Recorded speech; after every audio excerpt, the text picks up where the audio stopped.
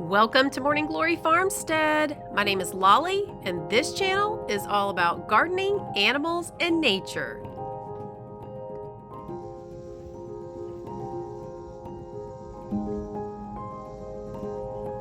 Y'all, I cannot believe how the butterflies and flowers just keep coming.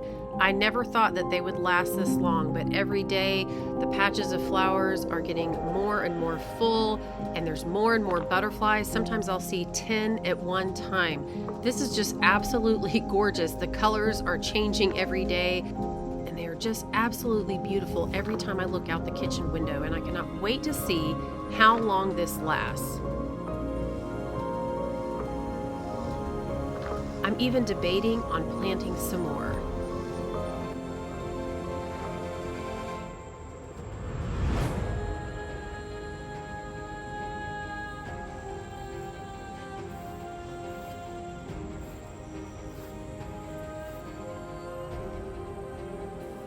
And y'all, the sunflowers have gotten so huge that their heads are hanging low, full of hundreds and hundreds of seeds. It's definitely going to be time to harvest them soon. I cannot believe they haven't broken yet, but they are still beautiful. This one is almost a foot wide. Look at all of those seeds. So not only have I enjoyed the beauty of these sunflowers, but they are going to provide a ton of seed for the birds that I feed every single day. I've still got small ones that are blooming in between that are gorgeous. But this was a great investment of the money that I spent on these seeds. And I think that these are my favorite. The orange, I absolutely love those. They always look beautiful. Here's another that's a foot wide. Just gorgeous. I'm almost afraid to let them go. All right, you guys, check out these 4.5-week-old chicks. They've been outside for a few days and they are already starting to learn that they need to go up at night. Now, they're not going in on their own, but this was after 7 p.m. It was almost dark and they're learning that they need to go up somewhere. They're realizing they need to get off the ground. And so I have a feeling it won't be very long before they're inside the coop. All right, Dex is out of the hospital, which is fantastic. He had a blockage and it could have been deadly. He's not out of the woods yet. We've got some other things going on, but he is home, out of the hospital. He's eating, he's going to the bathroom, he's purring. Now, he hates being stuck in the bathroom, but overall, he is doing really well, and he's going to have some more lab work and some other things done, but I'm just so grateful to have him home. The other good news, at least for right now, is that I don't have to give him any more IV fluids under the skin or try to get him to take pills, so I'm really relieved for him. He was very sick, and it can be hard to come back from this for some cats, and so I really am hoping for a full recovery. Ta-da! This is what's going on in this video. If you guys saw the title, you may be wondering what in the world, a HatchingTime brooder and grow out pen. She's got 4.5-week-old chicks outside. Well, this young thing was born from a broody hen, and I knew that this hen was sitting on some eggs, but it didn't look like she was swiping many. I kept checking. And so I just kind of left her alone because she was pretty aggressive as far as pecking at me. And after I went through all of that, trying to get all of those other chicks hatched safely between the incubator and the hen, I thought, I'm just going to let her do her thing. So the first one was born. And then the second one was born. Look here at this one. Is she not just gorgeous, y'all? Look at her colors. But anyway, she took a few days to be born. And so in the meantime, I sent the first one to someone I know that had some 3-day-old chicks because you don't want them to be alone. They get so depressed and sad. They're very social creatures. So now I'm going to be able to take this one and put her with the first one that was born. And here's the one that pecks me. She's a great mom, though, by the way. Got to give her kudos where she deserves it. And look at her drinking out of that water there. She's just doing fantastic. So she's about a day and a half old here in this shot. One of the great things about hatching outside in the heat is that they get puffed up and dried off so much faster than when they're just in the incubator and they have to be in there for about 24 hours. It does take a little while for them to dry off. And then here's another one that hatched. We've got another blonde in the mix. And here she was 2 hours later, y'all. No waiting 24 hours for these to get all fluffed out. They get their hair done early around these parts. So now we've got 3. We've got the one that I sent to another house, and I'm going to bring her back and put her with the brown one there.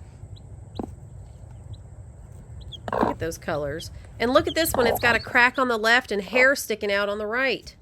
Look at those little feathers. So I knew that wouldn't be long, and here she is. So now there's 4 total, and I'm pretty sure we may get a couple more. So that's what led me to this. I don't mind having a few more chicks in the mix and getting some more eggs out of these girls. But y'all, I have raised chickens in my bathroom several times, and I always say I'm never going to do it again. And then I'm like, oh, yes, I am doing it again. So this time I decided, since I just got those other ones out of my bathroom and cleaned it up, that I'm going to put these girls in the brooder and then the grow out pen. And honestly, Dex is in a bathroom and he has to be in there for a couple weeks. And so I really need a bathroom that's completely free for me to use. I'm not going to lie, I've been eyeballing these for a while online. And I do have an affiliate link as well in the description box if any of you are interested. What I am realizing is that if you don't have an HOA telling you that you can't have at least hens, I can understand no roosters, but at least hens, it is so possible for you to have a few chickens. You can do it. And this is going to make it so much easier. So this is 2 boxes. One is the brooder and one is the grow out pen. Okay. So the first thing I'm going to do is open these up. I said I would never use these scissors to open a box again. They are extremely sharp. I have had several pairs of these over the years. I love them, and I immediately just cut my finger and had to go doctor myself and then come back. So note to self, use the box cutter. All right, we're back in business. I cannot wait to see these. I'm excited about it. So basically right now what I'm going to do is just unpack everything, set it out in the grass so that I can see what all of the parts are. I'm going to start with a brooder first, and then I'm going to do the grow out pen last. Now, for those of you who have watched my videos, and you know I always say that I have to wear my black pants because of the health issues I have, well, I'm still wearing my black pants, but I'm also wearing a skirt over my black pants. Sometimes I wear a skirt over my pants because it helps reflect the heat. My pants are black, they soak up all that sun, and then my skin starts burning, and then I get sick. So if I throw on one of these lightweight skirts, I still have the protection of my pants, and I can deflect some of the light and heat. Okay, so here's a quick shot of what some of the visual instructions look like that come in the box. And I kind of wrinkled this up because I'm showing you this after the fact, but I just wanted you to see they've got great illustrations, right, of the parts and how they go together. And I'm looking at this thinking, this looks super easy. Now, this is the grow out pen, and I told you I'm doing the brooder first, but it doesn't matter. The illustrations are good on both, and I just wanted to give you an idea of what it looks like. They also have this product support page that comes. It shows you the web address to go to for support. It's got the email address, a place to chat, the phone number. And when you go to the website, you're going to see videos. You're going to see the parts list for what you've ordered. You're going to see PDFs. You're going to see user manuals. And so the site is super helpful, okay? But now I'm about to set myself up to look silly. I'm not bragging. It's because I think it's funny. So y'all know I've got a master's in nursing, and I've probably got about 10 years of college under my belt. I'm one of those nerdy straight A students.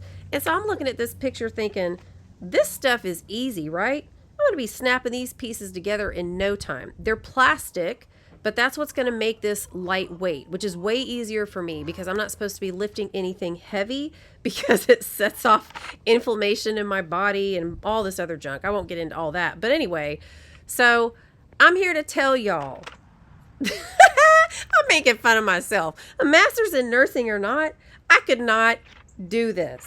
I sat down thinking this was going to be so easy. Okay, now, number one, it's over 100 degrees outside. So by the time I sat down to even do this, I was at my wit's end with the heat and I was sweating bullets. So it was horrible. And I'm sitting here looking at the pictures and I'm thinking, okay, this is easy because you've got 3 compartments inside the brooder. They're all put together the same way, and then you just connect them. This is an easy puzzle, and I'm gonna dominate this. Let's just see here if all my smarts helps with this. Let's just watch for a minute.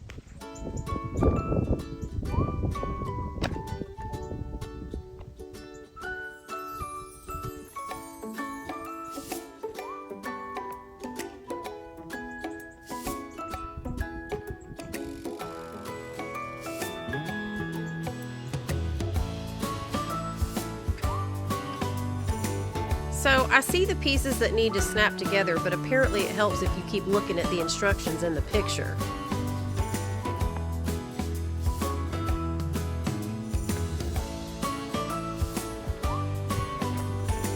Okay, so maybe I should flip it around and hold my mouth just a little bit differently.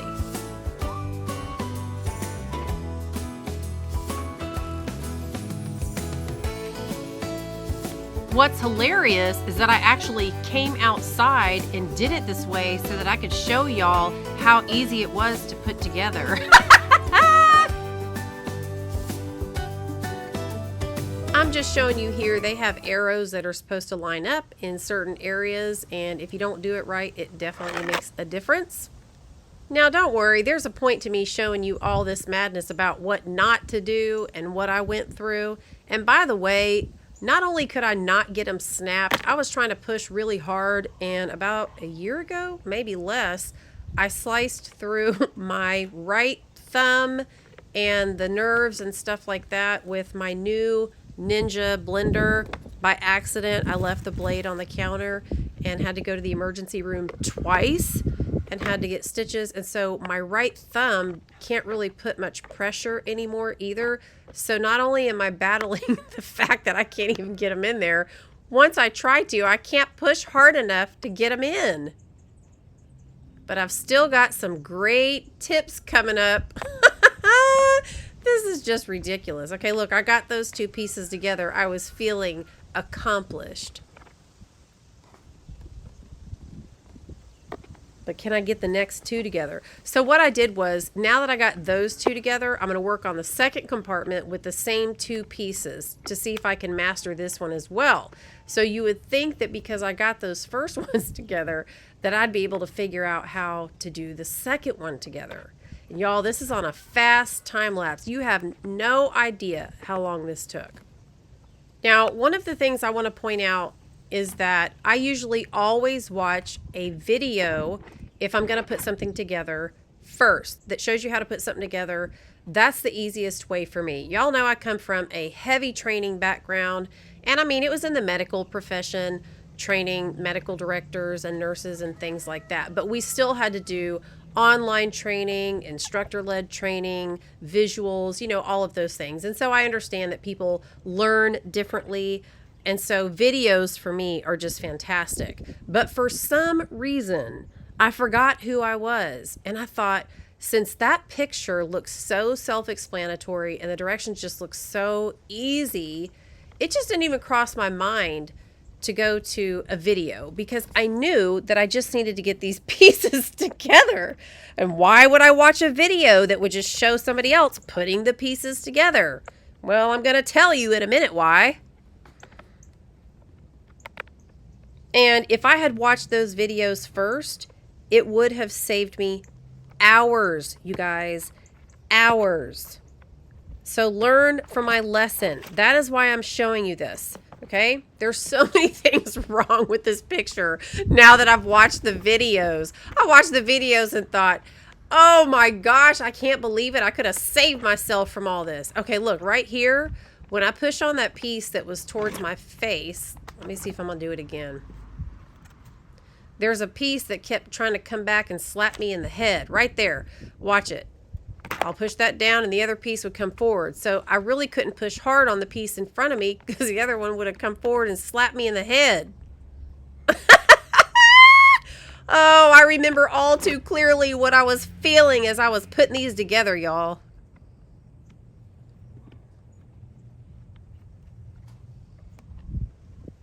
It's like if you feel like, oh, if I just push hard enough, if I just get enough leverage, but nowhere out here could I get the leverage that I needed. The grass, my lap, the chair, I'm just pushing and pushing.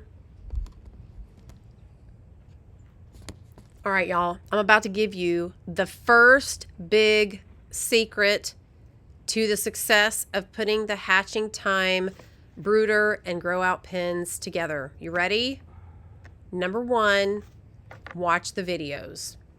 And that is no joke, because Ryan from HatchingTime did the best videos. I'm telling you, from a training standpoint and what I would look at when my staff was creating trainings, I just went back to all of those kind of things when I was watching his. His voice was very clear.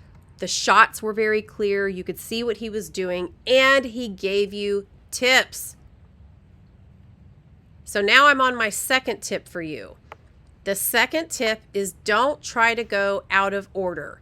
Put it together exactly like he does it in the video, and don't skip steps. And I'm talking about beyond this. There was a couple areas later on where I thought, oh, I'll just put these together first and then attach it or whatever. And it didn't work. You need to follow the steps exactly like he does it, and you will be golden. Okay, so number one, watch the videos.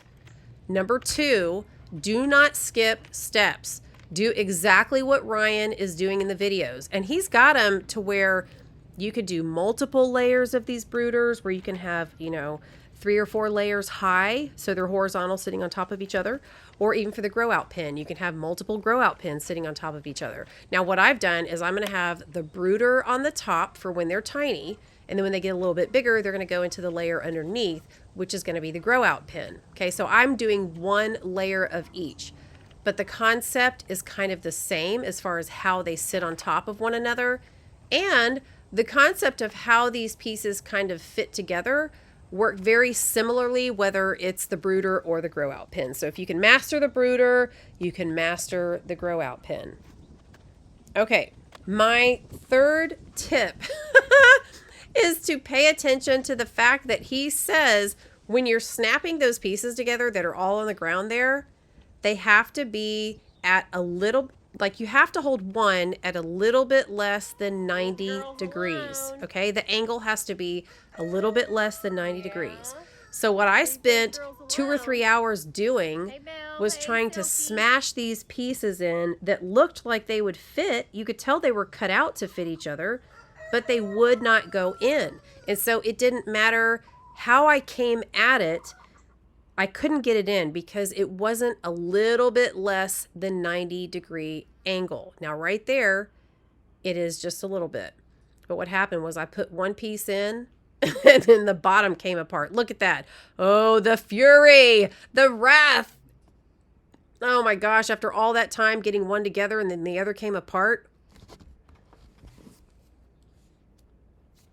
So it's all about the angles for sure. Okay, and Ryan's very clear about that in the video. Okay, so you got to watch the videos. And I didn't go to their website for that. I just Googled HatchingTime grow out pen and pulled it up on YouTube, and all of them just popped up. The whole right side panel had a ton of videos to choose from, and I just chose the ones that I wanted. So it was fabulous. Now, my next big tip, what are we on? 5? Let's see, we said watch the videos, don't skip steps. The angle has to be less than 90 degrees, just a little bit less. That's 3. I think I'm on number 4. Okay, there are arrows that have to match up. Okay, and this is critical. And so I used my common sense and I thought, okay, these arrows go with these arrows and whatever. But there's one part of each of these compartments that Ryan will tell you the arrows do not match up like they did on the other. They're going to look a little bit different. And so if you don't know that, you won't match those arrows up right. So I got all of this put together and then I couldn't get them to connect. And so I took it over to my son-in-law and had him work on it, and we thought we got it, and then we had to take the whole thing apart again because one piece wasn't right. And this was still before we had watched the video, or I had watched the video. He didn't watch it. But I thought, look, here's what I have. I literally stuck it in my trunk and drove over there. I said, look, this is what I have, but I can't get them to attach properly.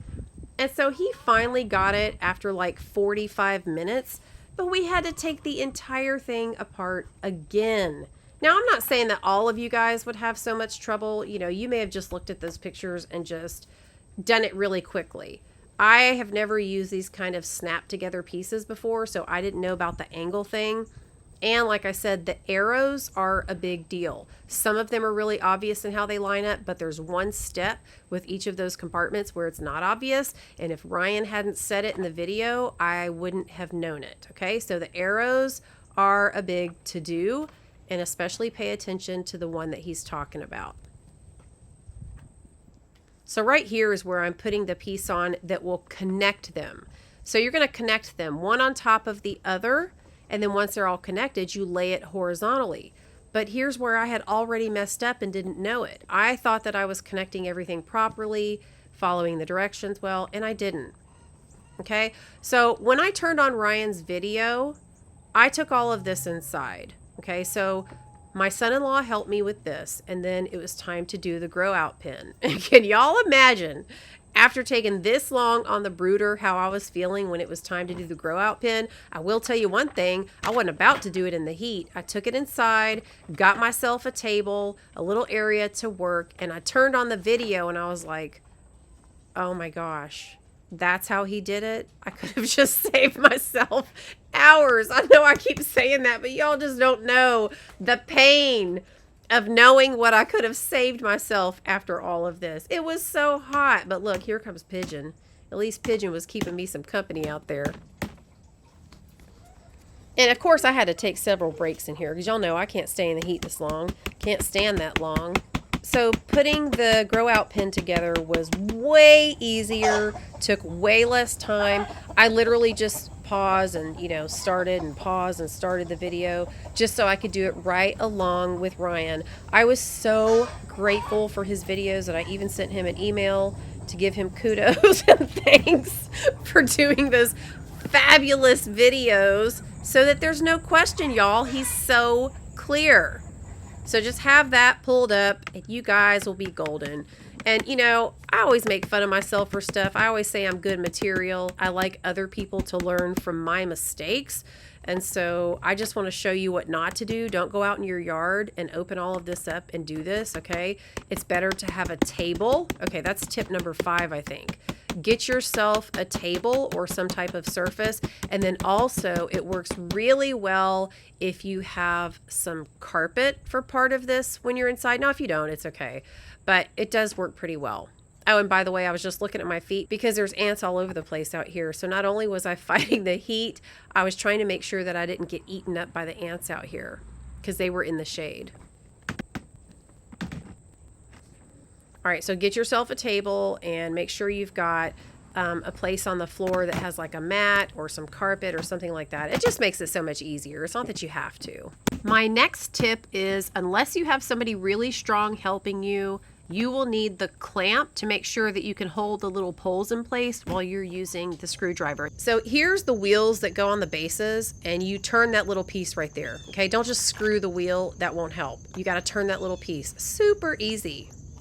All right, so let's look at the final product.